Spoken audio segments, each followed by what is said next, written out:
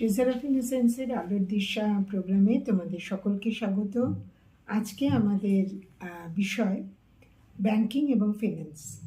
যারা অর্থনৈতিক ক্ষেত্রে নিজের পেশা নির্বাচন করতে চাও, নিজে সেই রকম পেশার সাথে যুক্ত হতে চাও, সরাসরি বা ডিরেক্টলি বা ইনডিরেক্টলি, তাদের সকলকে আজকের প্রোগ্রামের জন্য বেশি করে মনোনিবেশ করতে বলছি।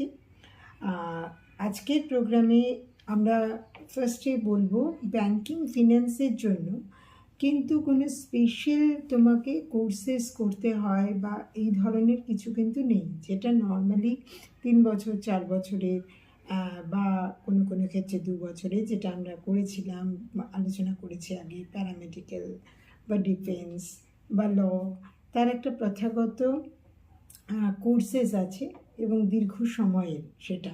সেই ক্ষেত্রে কিন্তু ব্যাংকিং ফিন্যান্সটার ক্ষেত্রে কিন্তু সেরকম কিছু নেই।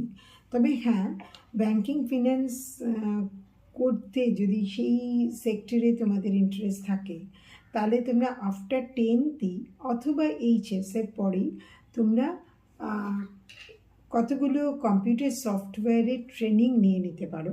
দ্যাট ইজ ট্যালি, ERP9, তারপরে MS এক্সেল, তারপরে GST ফাইলিং, ওকে, এই ধরনের কতগুলো যেগুলো অ্যাকাউন্টিং সফটওয়্যার, সেইগুলো একটুখানি কোর্সেস, যেটা খুব বেশি দিন লাগে না এক একটা কোর্স করতে, হার্ডলি 1.5 থেকে 2 মাস, ঠিক আছে? সেরকম তোমরা খুব অল্প সময় 2 ঘন্টা 3 ঘন্টা, মানে 1 ঘন্টা রোজ দিয়ে বা সপ্তাহে 4-5 ঘন্টা দিয়েও 1.5 থেকে 2 মাসে কিন্তু করে নেওয়া যায় এই সমস্ত কোর্সগুলো। এবং এগুলো সেই ক্ষেত্রে তোমার খুব যদি প্রতিষ্ঠিত, খুব রেপুটেড কোনো অর্গানাইজেশনে তুমি যাও, তাদের নিজস্ব সফটওয়্যার থাকে, সেই সফটওয়্যারে তোমাকে ট্রেনিং দিয়েই নেবে। কিন্তু ছোটোখাটো ব্যবসায়িক প্রতিষ্ঠানে যদি তোমরা ব্যাংকিং বা ফিন্যান্স রিলেটেড কোনো কাজের মধ্যে ঢুকতে চাও, ফিন্যান্স অফিসার বা ফিনান্সিয়াল অ্যাডভাইসার বা এই ধরনের কোনো পোস্টে যদি ঢুকতে চাও, বা ফিনান্সিয়াল অ্যাসিস্ট্যান্ট এই ধরনের, তাহলে তোমাকে, তারা কিন্তু নিজস্ব সফটওয়্যার খুব একটা ইউজ করে না ছোটোখাটো ব্যবসায়িক প্রতিষ্ঠানগুলো। তারা মার্কেটে যে সমস্ত অ্যাকাউন্টিং সফটওয়্যার চলে সেইগুলো দিয়েই তারা কিন্তু তাদের আর্থিক লেনদেন এবং অর্থনৈতিক সমস্ত রকমের কাজ পরিচালনা করে। তারা কিন্তু ওই মার্কেটে অ্যাভেলেবেল অ্যাকাউন্টিং সফটওয়্যারগুলো দিয়ে। তো সেই ক্ষেত্রে তোমার অ্যাকাউন্টিং সফটওয়্যারগুলো জানা থাকলে তোমার সেক্ষেত্রে কিছুটা সুবিধা হবে। আর দ্বিতীয়ত হচ্ছে, তোমাকে যদিও সেরকম কোনো নির্দিষ্ট স্ট্রিমেই তোমাকে পড়াশোনা করতে হবে তা নয়, কিন্তু আবারও বলি, যদি তুমি ব্যাংকিং ফিন্যান্সে যেতে চাও, তাহলে অবশ্যই তোমার কমার্স স্ট্রিমটা নিলে তুমি অনেক বেশি সুযোগ পাবে, অনেক বেশি সুবিধা পাবে, কারণ তুমি অর্থনীতি নিয়ে পড়ছো, অর্থনীতির পেশার সাথে যুক্ত হতে চাইছো। তো সেই ক্ষেত্রে তুমি অর্থনৈতিক যে সিলেবাস, সেইটা অর্থনীতি বিষয়ক যে সিলেবাস, সেই সিলেবাসটাই তুমি পড়বে, এটাই খুব স্বাভাবিক। তো কমার্স স্ট্রিম নিয়ে তোমাকে বিকমটা তার মানে করতে হবে, অথবা তুমি অন্য কিছু নিয়েও যদি পড়ো, অন্য স্ট্রিমেও যদি পড়াশোনা করো, তাহলে তোমাকে ইকোনমিক্স, অ্যাকাউন্টেন্সি, অ্যাকাউন্টিং সফটওয়্যার এগুলো সম্পর্কে কিন্তু ধারণা রাখতে হবে।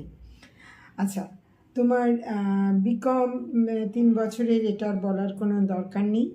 আর তোমার এখানে প্রচুর নর্মাল কলেজ, সেখানেই তুমি বিকম পড়বে, এটা নর্মাল জেনারেল স্ট্রিমে পড়াশোনার, সুতরাং এটা নিয়ে আমি আর বিস্তর কিছু বলছি না। আর তোমার কিছু ভোকেশনাল কোর্সেস তুমি করতে পারো, যেটা তুমি 10-এর পরেও, হয়তো তুমি ভাবলেই যে 10 বা 12 করতে করতে আমি কিছু ভোকেশনাল কোর্স করব, আমি গ্র্যাজুয়েশন করতে পারবো না, আমার অতটা সময় নেই, তো সেই ক্ষেত্রে বা অতটা সময় সুযোগ কোনোটাই আমার নেই, তো আমি ভোকেশনাল কোর্স করে চাকরি পেতে চাই, কোনো অসুবিধা নেই। আর সেক্ষেত্রে তুমি ছোটো ছোটো অর্গানাইজেশনে ডেফিনেটলি তুমি চাকরি পেতে পারো, অ্যাকাউন্টসের অথবা ফিন্যান্সের, সেটার জন্য তোমাকে কিছু কিছু কোর্সেস করে নিতে হবে, যার মধ্যে কিছু পপুলার কোর্স সেগুলো আমি বলছি ডিপ্লোমা ইন ফিনান্সিয়াল অ্যাকাউন্টিং, যেটা আমি বললাম অ্যাকাউন্টিং সফটওয়্যারগুলো করানো হয়, certification in banking and insurance, stock market operations, যেটা ভীষণই ইন্টারেস্টিং।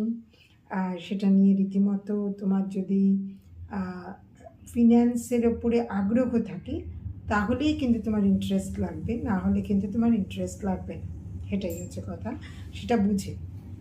সবসময় আমি সকলকে একটা কথা বলি যে এইটাতে মার্কেট আছে বা এইটাতে প্রচুর টাকা আছে, প্রচুর চাকরি আছে, সেই জন্যই আমি এই ফিল্ডটার দিকে এগিয়ে গেলাম।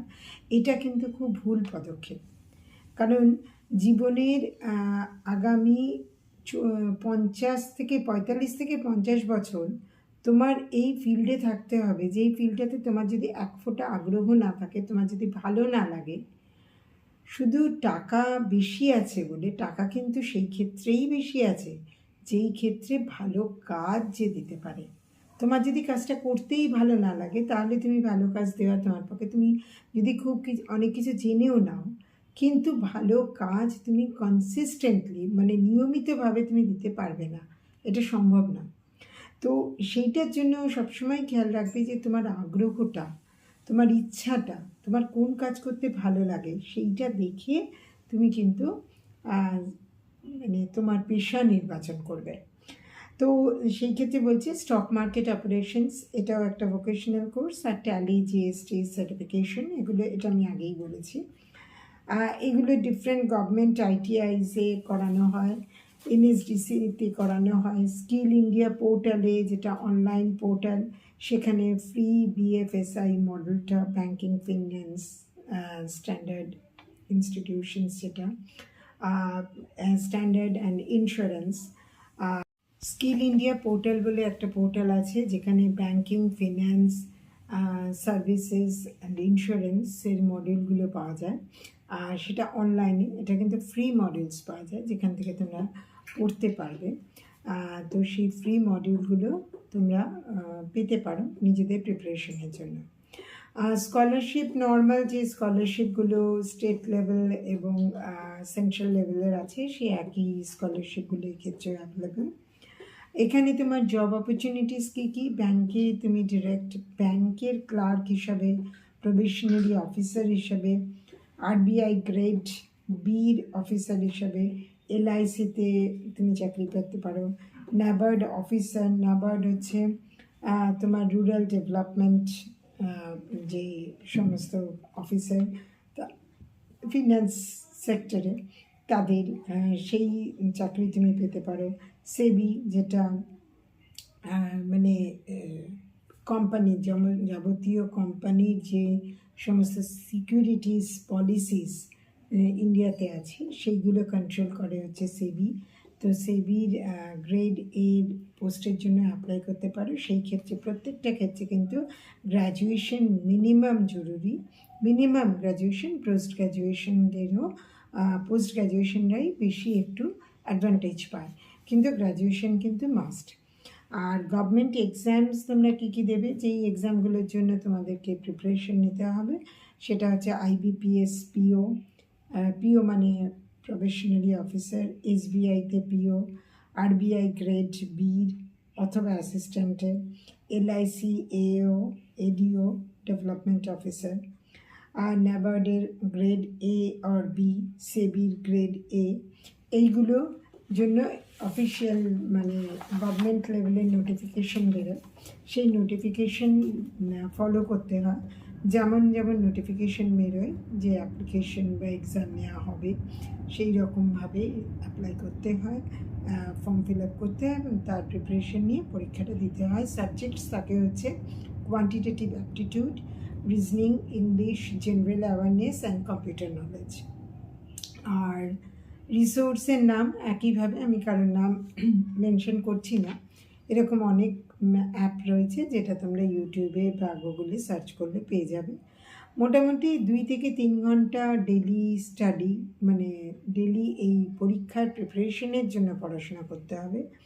প্রত্যেক সপ্তাহে মক টেস্ট দিতে হবে। আমি মক টেস্টটা আগেও বলেছি। মানে ব্যাংকিং টার্মস এবং কারেন্ট অ্যাফেয়ার্স, যেগুলো ব্যাংকের কারেন্ট যেগুলো নীতি বা যেগুলো পরিবর্তন যে সমস্ত হচ্ছে সেইগুলোকে লিখে রাখার জন্য একটা ছোট্ট নোটবুক মেনটেন করা ভালো, যেটা তুমি সময় অসময় দেখছো, তাহলে তুমি ব্যাপারটার সাথে ভীষণ অ্যাকাস্টম থাকবে।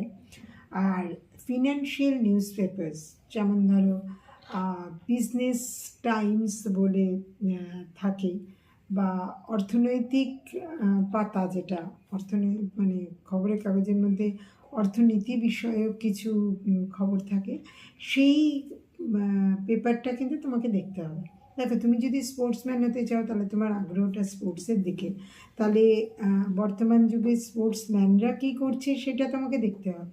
সেরকমভাবে তুমি যখন ব্যাংকিং ফিন্যান্সে যাচ্ছ, তখন তোমার সারা বিশ্ব, দেশ, তোমার দেশ, সেখানে কি কি আর্থিক পরিবর্তন ঘটছে সেগুলো সম্পর্কে তোমার জেনে থাকবে।